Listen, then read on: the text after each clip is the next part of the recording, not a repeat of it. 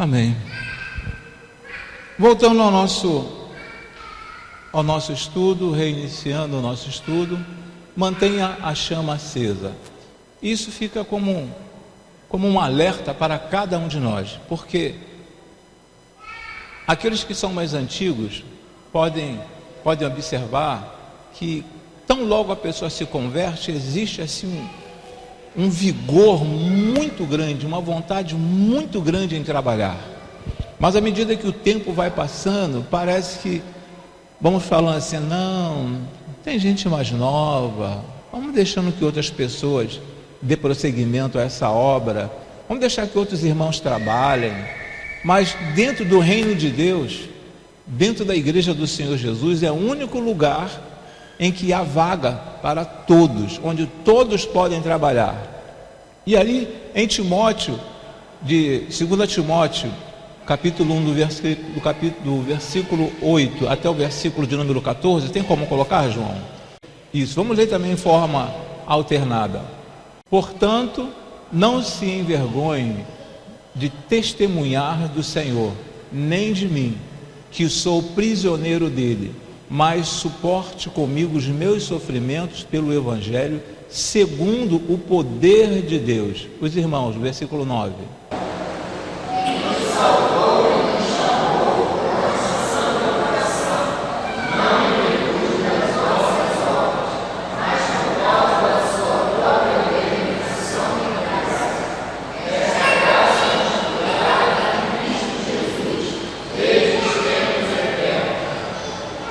Sendo agora revelada pela manifestação do nosso Senhor, Cristo Jesus, Ele tornou inoperante a morte e trouxe a luz, a vida e a imortalidade por meio do Evangelho.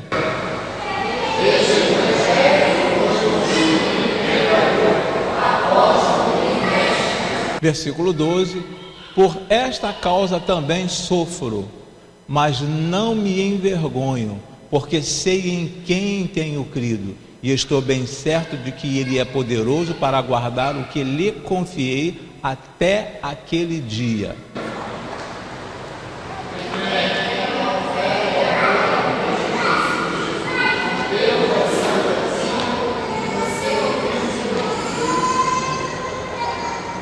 Quanto ao que lhe foi confiado, guarde-o. Quanto ao que lhe foi confiado, isso Paulo falando para Timóteo, quanto ao que lhe foi confiado, guarde-o por meio do Espírito Santo que habita em nós. No versículo de número 12, João, por favor, no versículo de número 12, por esta causa também sofro. Eu creio que os irmãos devem sofrer muito, a nível de parentes, a nível de família, a nível de amigos.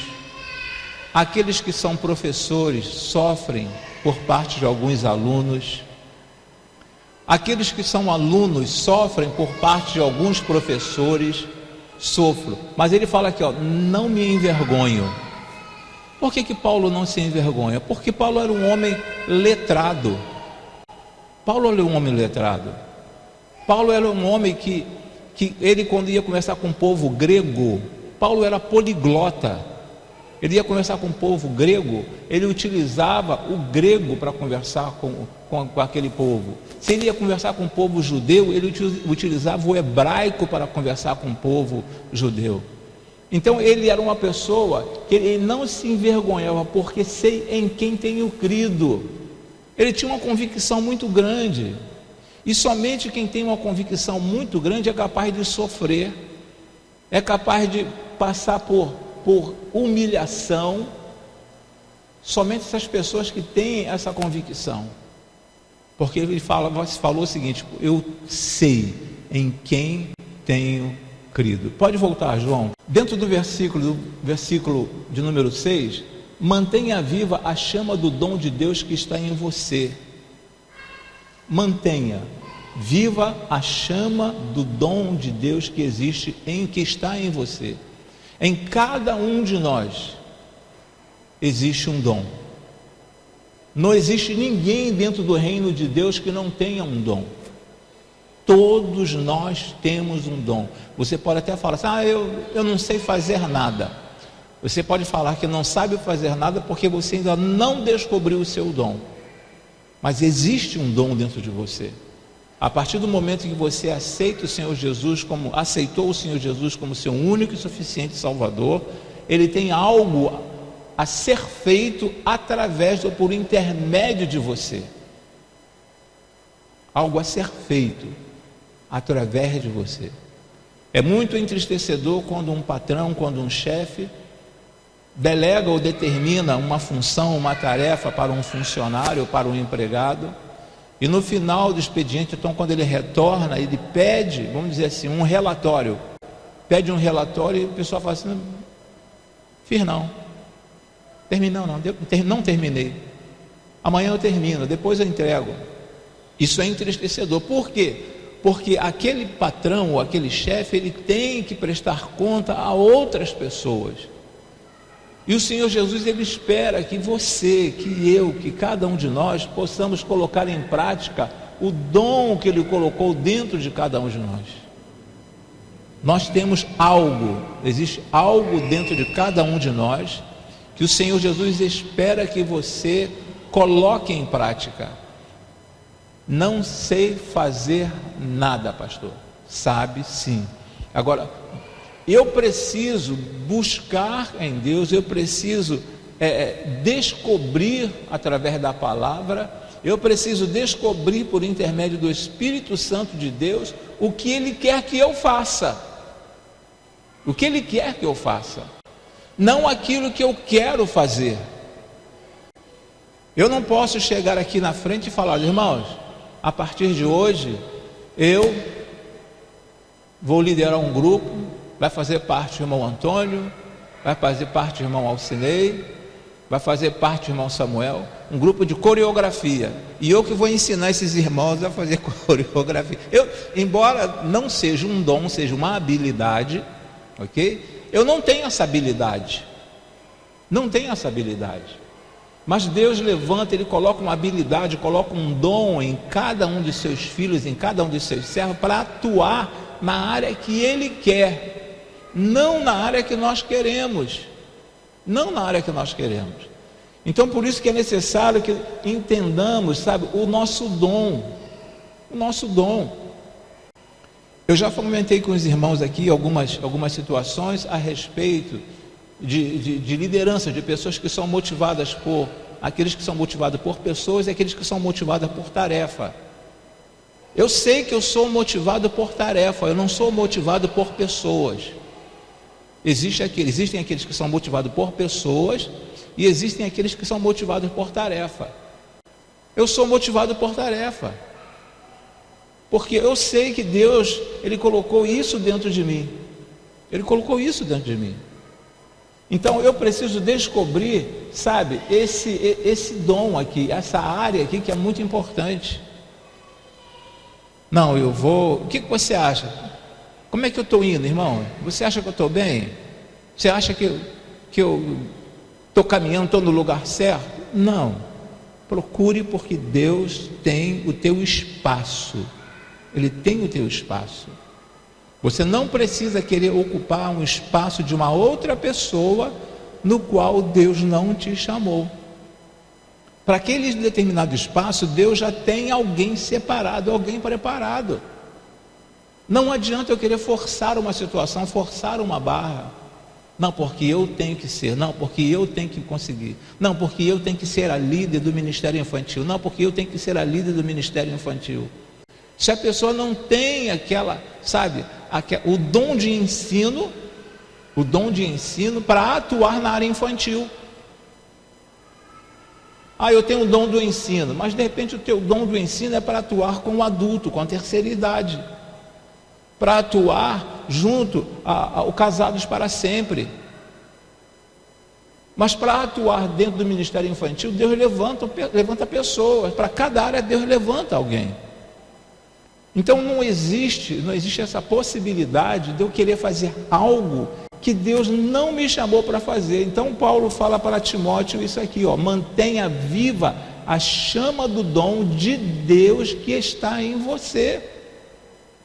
Timóteo tinha um potencial altíssimo, e Paulo sabia desse potencial de Timóteo. Tanto é que Paulo leva Timóteo no lugar de João Marcos. Dando uma continuidade do 1 João capítulo 2, versículo número 20, mas vocês têm uma unção que procede do santo. Observe que esse santo está com letra maiúscula. E todos vocês têm conhecimento. Paulo escrevendo nas suas cartas, ali João escrevendo uma das suas 3 cartas, ele fala, mas vocês têm uma unção que procede do santo. Nós temos algo especial que procede de Deus, que vem de Deus. Não sei fazer nada. Sabe sim, irmãos. Tem irmão melhor do que eu para executar essa área. Irmão, se Deus te escolheu, Ele vai te capacitar. Se este dom existe, se este dom está dentro de você, Deus vai te capacitar. Agora, eu não posso fazer de qualquer maneira e falar assim, não, eu estou fazendo porque para Deus, é para Deus, né, irmão? É para Deus, é para Deus. Não, Deus trabalha com excelência. Deus trabalha com excelência. Deus trabalha com ISO na nossa linguagem. Deus trabalha com os 5 S, lá por um país do continente asiático, dentro da área de administração. Deus trabalha com qualidade total. Ele quer o melhor dentro do reino, o melhor para Ele, o melhor. 10 fatores que podem apagar tua chama. Vamos lá ver esses 10 fatores que não está aí na folha dos irmãos. 10 fatores. Pecado pode apagar esta chama. Lembra da chama do lampião? O pecado pode apagar esta chama. Um outro que pode apagar essa chama é ressentimentos dentro da igreja e lá fora também, são os ressentimentos. Outro que pode apagar, religiosidade. Não, porque eu sou membro da primeira igreja batista em Jardim Bom Pastor e eu não posso faltar um culto porque eu sou um líder. Não é isso que Deus quer. Deus não quer religiosidade. Deus quer o ser, não o fazer. Deus olha para o ser, não para o fazer. Porque você pode fazer sem ser. Você pode fazer sem ser. Um outro fator, orfandade. O que nós podemos entender aqui como orfandade? Não dependo, não preciso de ninguém para avançar na vida espiritual. Estava conversando com a irmã Stefan e nós conversando a respeito disto. E algo que nós já conversamos, já tratamos aqui na igreja, é que nós temos muitos obstetras, mas poucos pediatras. Poucos pediatras. Podemos pregar o evangelho, mas de repente se converteu. Pastor, ganhei uma alma para Jesus. E aí? Ganhou uma alma para Jesus. E aí? Vai acompanhar? Vai dar continuidade? Ou vai deixar na orfandade? Vai deixar na orfandade aquela pessoa? Vai deixar aquela pessoa sem um pai espiritual? Isso nós podemos entender como orfandade. Um outro fator que nós podemos ver aqui é a inflexibilidade. Se quiser, tem que ser do meu jeito. Se não for do meu jeito, eu estou indo embora da igreja. Estou indo embora da igreja. Tem que ser do meu jeito, tem que ser do jeito que eu quero. A pessoa é inflexível. Tem que ser desse jeito. Se não for desse jeito, houve um tempo dentro das igrejas, principalmente batistas, vamos falar de igreja batista, que os púlpitos e aquele piano, não sei quantos irmãos alcançaram as igrejas que tinham um piano que ficava sempre no canto. O púlpito não poderia ser mexido de jeito nenhum. O púlpito tinha que ficar ali. Se tirasse o púlpito daquele lugar, ia arrumar uma briga feia com os diáconos, como se os diáconos mandassem na igreja, mas ia arrumar uma briga feia. muito sem inflexibilidade. Então nós temos que ver o que é melhor para a igreja, dentro de um equilíbrio. O que é melhor para a igreja? Pastor, eu creio que se nós caminharmos por aqui, teremos resultados assim, mas vamos avançar mais do que se formos nessa direção. Vamos analisar a situação, realmente. Então, dá para nós irmos por este caminho. Um outro, secularismo. Esse secularismo aqui, poderíamos dizer que você viver de acordo, vamos pegar essa ideia, viver de acordo com o que está acontecendo, viver de acordo com o sistema.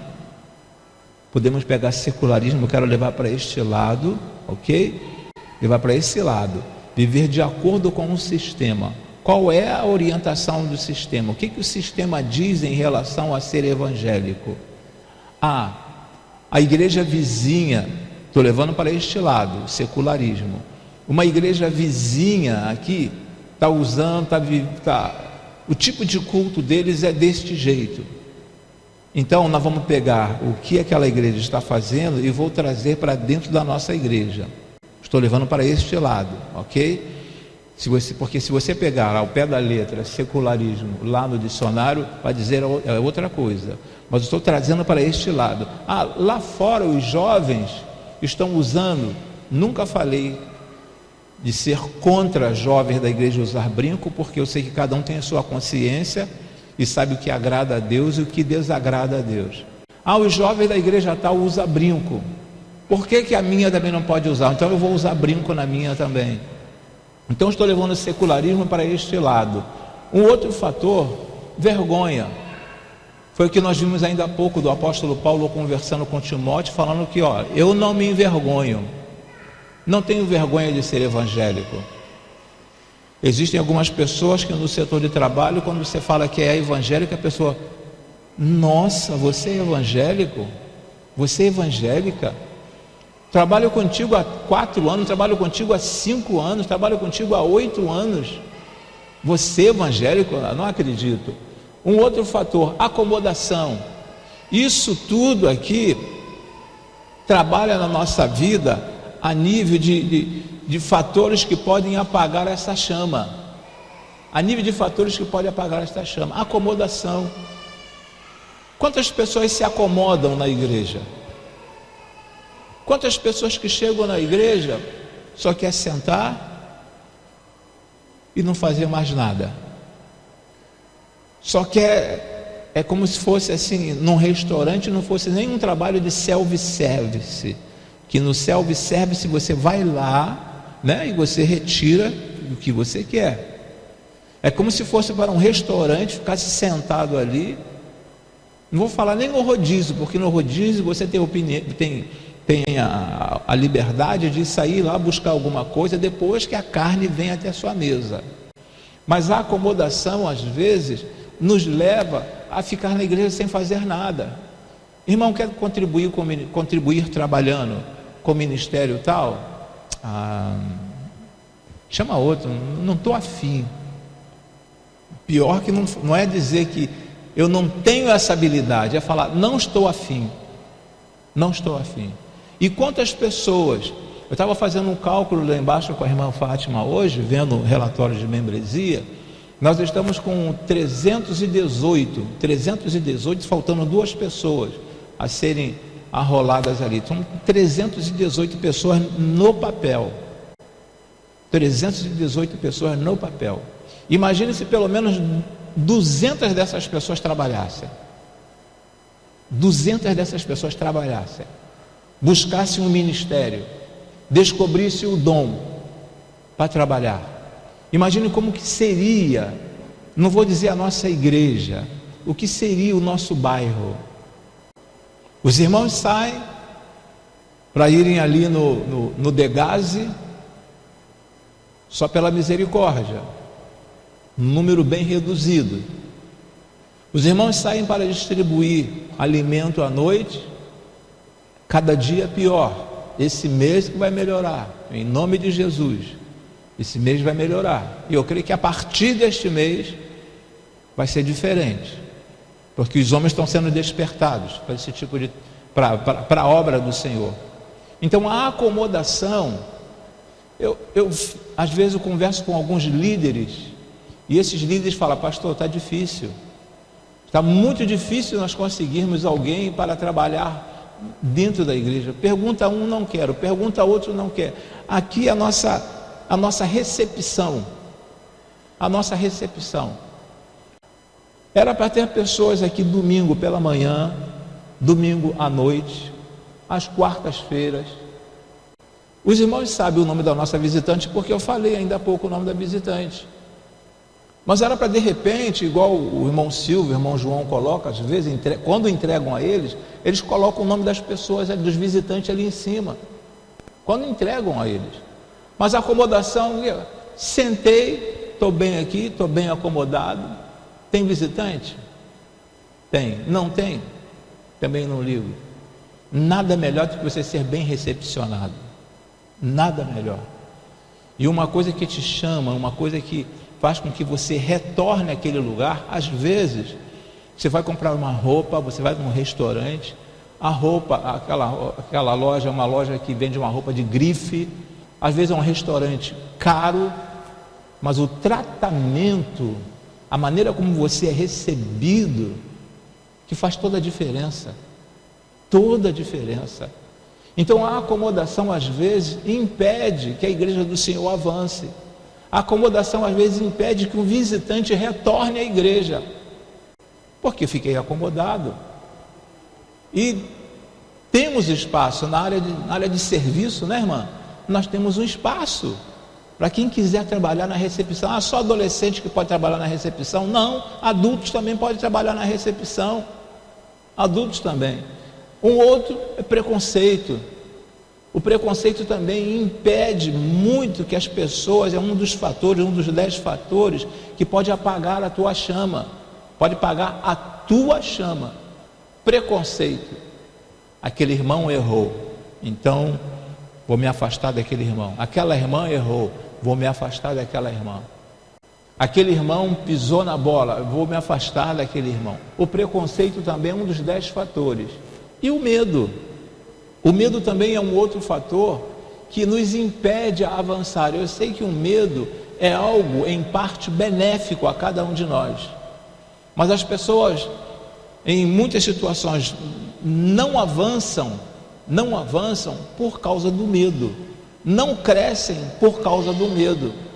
Não, é muita responsabilidade, não, é muito, isso aí é algo muito pesado para mim, eu não vou pegar essa responsabilidade não. É melhor passar para um outro irmão, é melhor passar para uma outra irmã.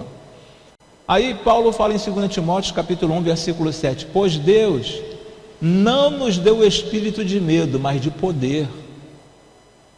Ele não nos deu o espírito de medo, mas de poder. Isso eu quero dizer que você pode, você consegue.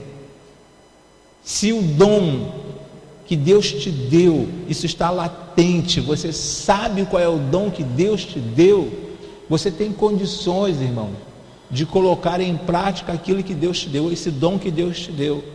Não ficar no anonimato, não ser um 007, um James Bond espiritual. Um outro fator, Paulo escreve ao povo de Corinto: sejam vigilantes, mantenham-se firmes na fé. Mantenham-se firmes na fé, sejam homens de coragem, sejam fortes. É Paulo aqui confirmando ali na igreja de Corinto. Por que Paulo está falando isso na igreja de Corinto? Porque a igreja de Corinto era uma igreja, a igreja não era problemática, não existe igreja problemática, existem sim pessoas problemáticas. Existem pessoas problemáticas, e as pessoas que viviam na igreja de Corinto eram pessoas problemáticas. E Paulo fala: sejam vigilantes, mantenham-se firmes na fé, sejam homens de coragem, sejam fortes. Sejam fortes. É isso que Deus espera de cada um de nós. Atos 2, versículo 3 e versículo 4, e viram que parecia línguas de fogo, e que se separaram e pousaram sobre cada um deles. Todos ficaram cheios do Espírito Santo. Isso aqui aconteceu quando? Quando aconteceu isso? Quando que aconteceu isso aqui? no dia de Pentecostes. Mas por que aconteceu? Porque o Senhor Jesus falou assim, ó, não saiam de Jerusalém, fiquem em Jerusalém. E é justamente isso que o Senhor tem falado para cada um de nós: mantenham-se firmes na fé, porque farei obras grandiosas através de vocês, de cada um de nós. É por isso que Paulo está falando ali em Atos, é por isso que está registrado ali em Atos: pousaram sobre cada um deles, e todos ficaram cheios do Espírito Santo, porque havia uma promessa em Joel, no livro de Joel, um profeta menor, que em um determinado dia o Espírito Santo viria e os pais falariam, os avós falariam, profecias. Havia uma promessa lá em Joel, e se cumpriu no dia de Pentecostes. E tudo quanto a Bíblia fala ao nosso respeito há de se cumprir, se você não fugir, ou se não se deixar que um desses fatores, desses 10 fatores que nós lemos, te abale e tire você do caminho. Uma outra situação, um outro versículo: tendo, pois, Davi servido ao propósito de Deus em sua geração. Qual era o propósito de Deus para Davi na geração dele? Davi sabia perfeitamente o que ele tinha que fazer, o que Deus queria dele. O que Deus queria dele? Davi não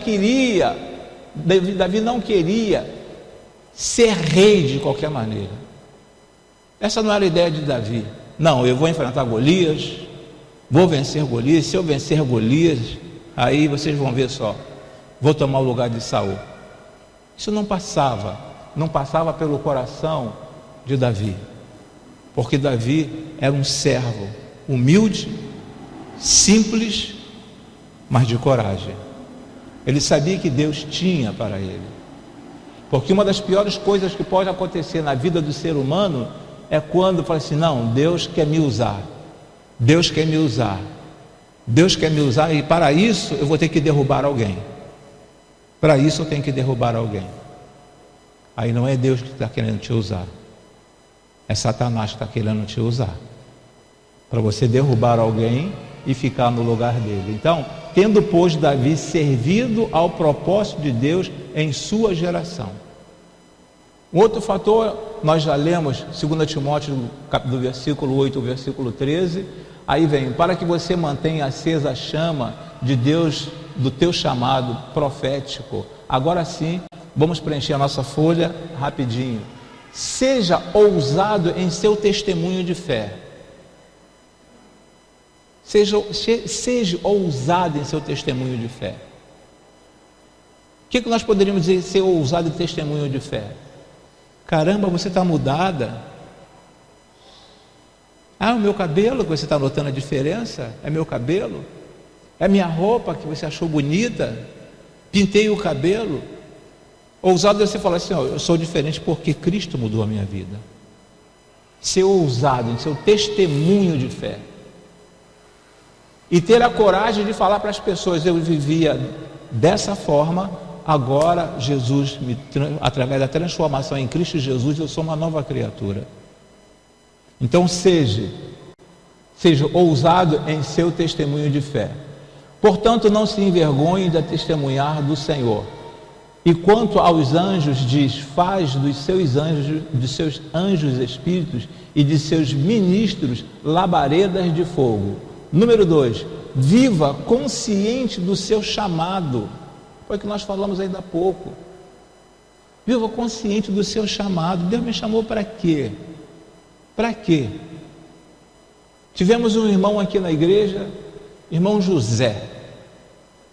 Eu não sei, eu creio que quando eu cheguei aqui, deixa eu ver quem já era membro da igreja. Acho que a irmã Cristina já era membro da igreja quando eu cheguei aqui. Irmão José, ele sentava lá atrás. Aí onde está você? Sentava aí, nesse banco. Tinha um lugar marcado, o lugar dele era aí.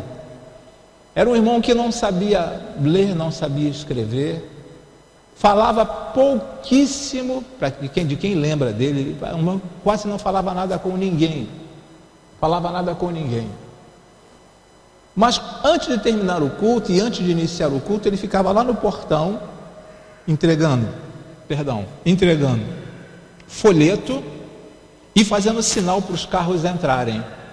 E quando encerrava o culto, ele já contei essa experiência aqui, e quando terminava o culto, ele ficava lá no portão, também fazendo sinal, pode vir, pode vir, pode vir, mandava que outros carros esperassem, saía. Um belo dia eu cheguei para ele e falei assim: irmão, o que nós podemos fazer aqui na igreja? Em que o irmão pode ajudar aqui na igreja? Ah, pastor, não sei fazer nada. Eu, sabe sim, eu vejo o irmão trabalhar muito bem aqui na igreja.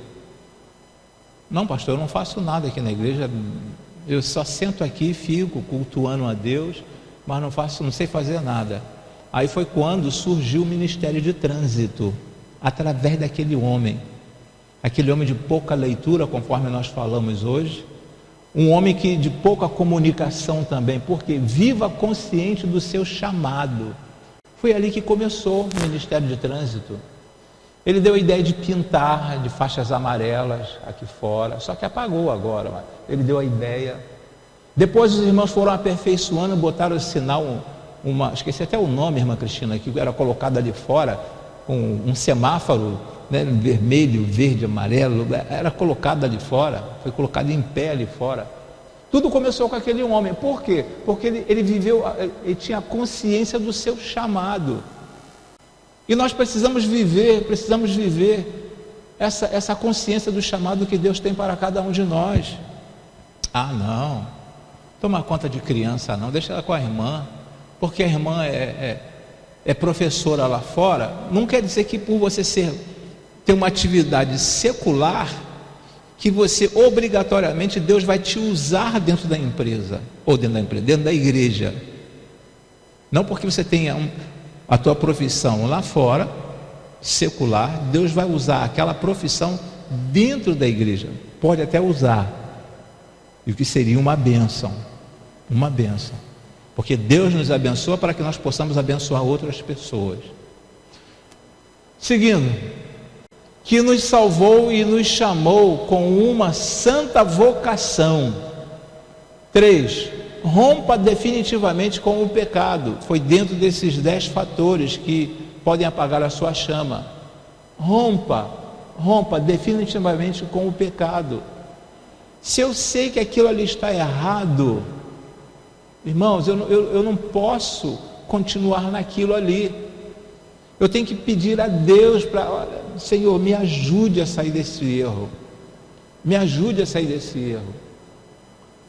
Nós aqui, eu não sei quantos aqui, quantas vezes você já falou assim: a partir de segunda-feira começa a minha dieta.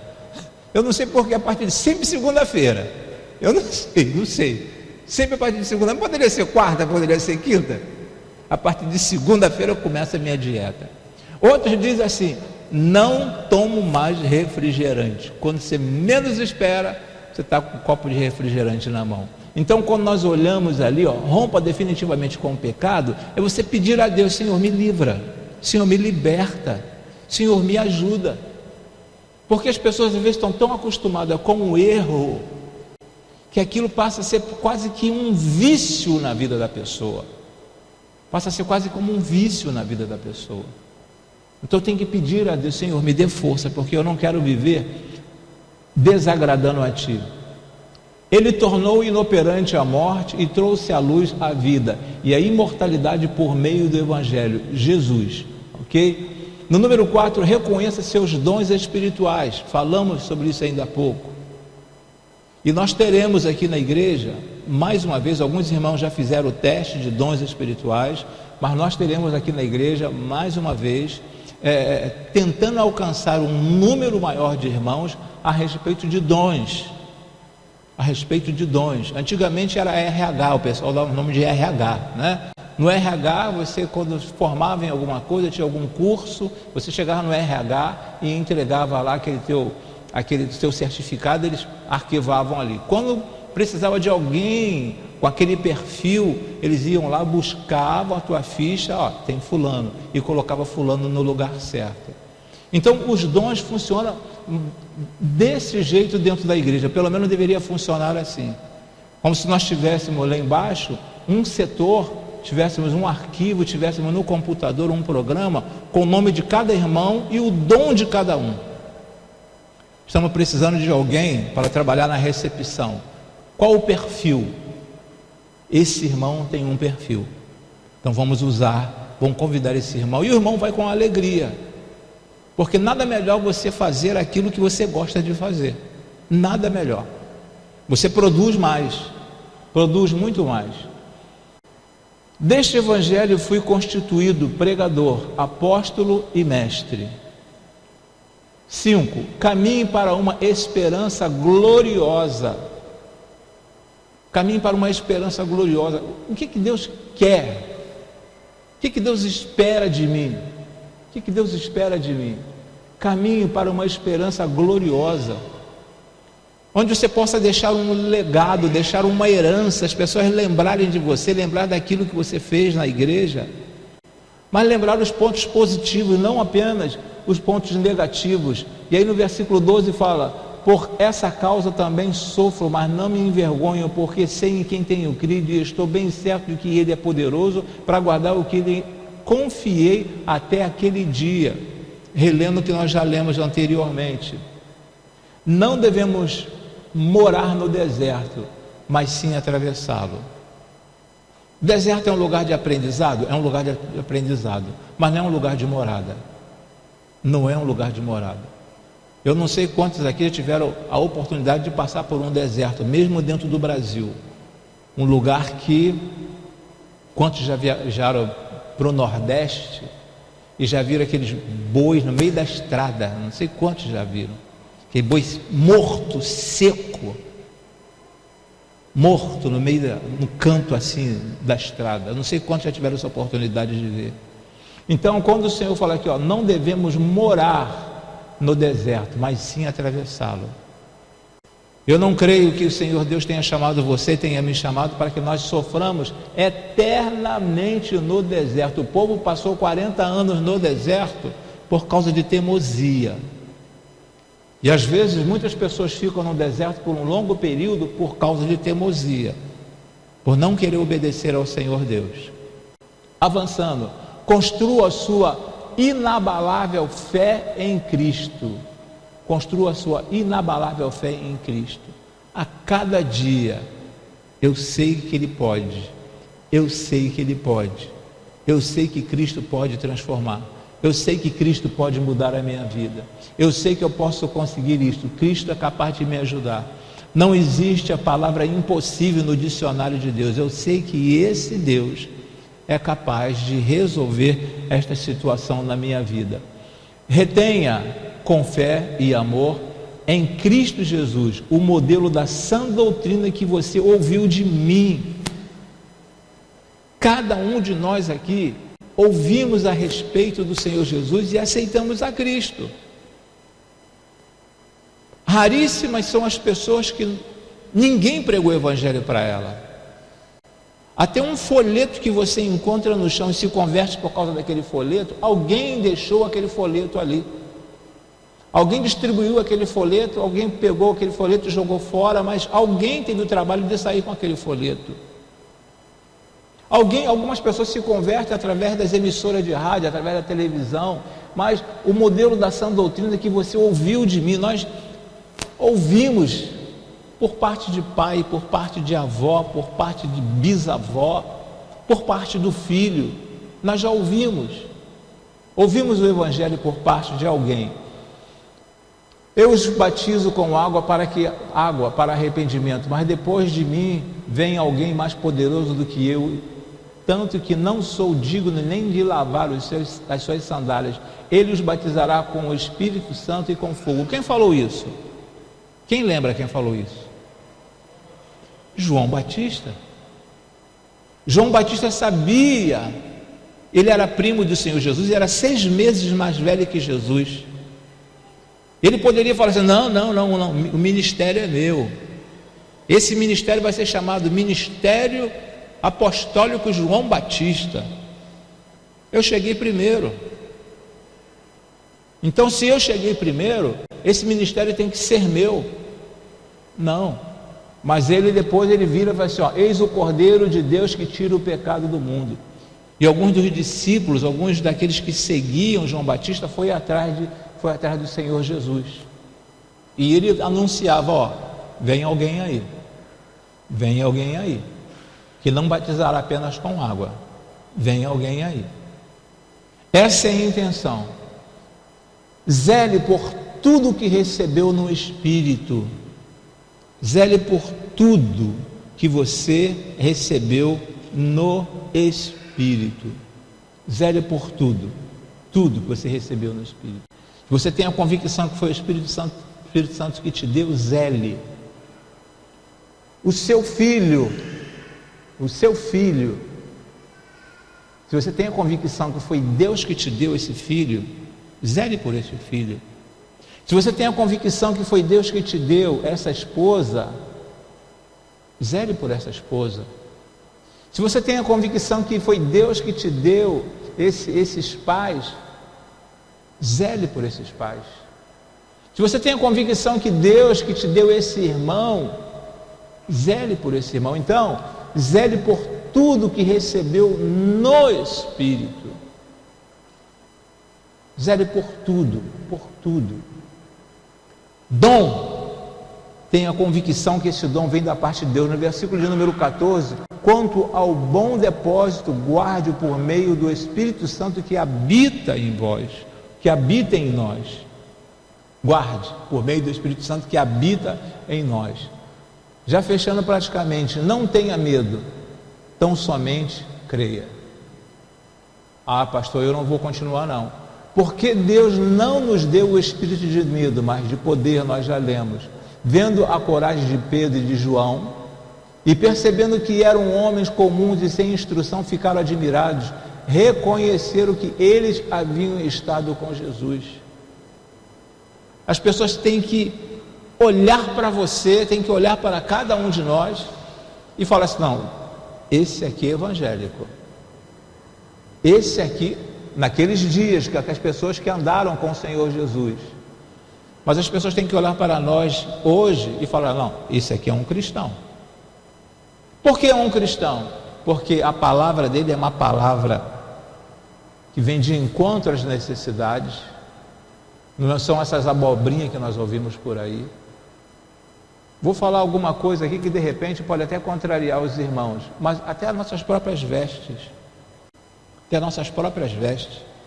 Teve uma dessas quartas-feiras que eu vim buscar a irmã Nina, que estava aí nas Dorcas.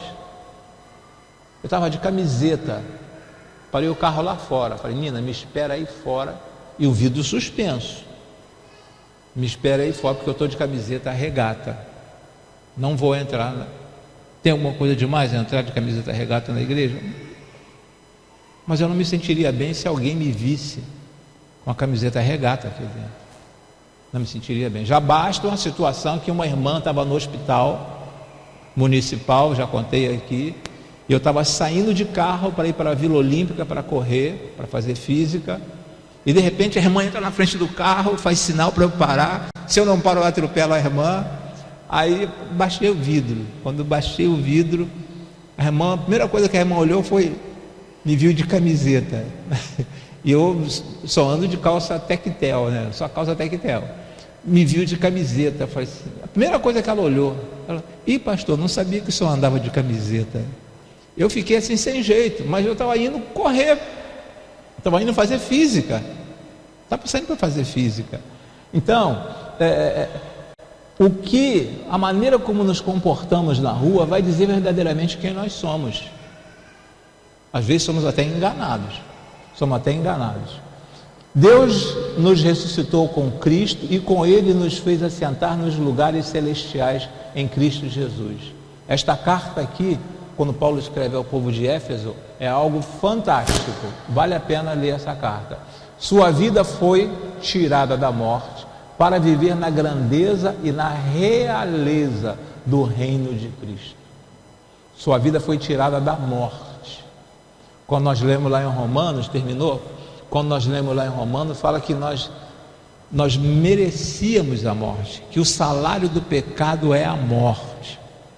O salário do pecado é a morte.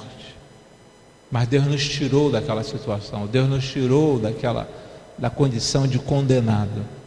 Amém, irmão? Vamos orar primeiro? Perdoe, vamos orar. Senhor, nós queremos te render graças por tudo quanto tens feito em nossas vidas. Muito obrigado por esta oportunidade concedida a nós de estarmos na tua casa. Senhor, não permita que nunca essa chama que está dentro de nós venha se apagar, ó Senhor Deus. Que essas 10 circunstâncias que nós falamos aqui, ó Senhor Deus, que possamos ressassá-las, que possamos tirá-las de nossas vidas, ó Senhor, pelo teu santo poder, ó Senhor. Muito obrigado por tudo quanto tens feito a cada um de nós. Nós te agradecemos e te suplicamos, em um nome por amor de Cristo Jesus. Amém e amém, Senhor. Amém.